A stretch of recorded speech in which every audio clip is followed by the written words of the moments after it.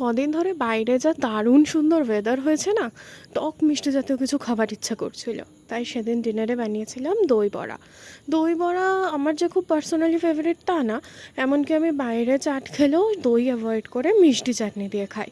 কিন্তু আমার বাড়ির সবারই, স্পেশালি আমার দিদুনের দই বড়া খুবই পছন্দ। তাই এই দই বড়াটা সেদিন বানানো। দই বড়ার সাইজগুলো দেখো, আমি খুব একটা বড় রাখিনি, ছোটোই রেখেছিলাম। এবং এখানে যা যা কন্ডিমেন্টস ইউজ হয়েছে শুধু ঝুরি ভাজাটা ছাড়া বাকি সবটাই কমপ্লিটলি বাড়িতে বানানো। মিষ্টি চাটনি এবং বড়া অবভিয়াসলি। বড়াটা এত সুন্দর দই সোক করেছিল, এত সফট হয়েছিল যে কি বলবো। মানে দেখবে আমি যখন স্কুইজ করব ভিতর থেকে দই যেন বেরিয়ে আসছে, এত ভালো লাগছিল খেতে।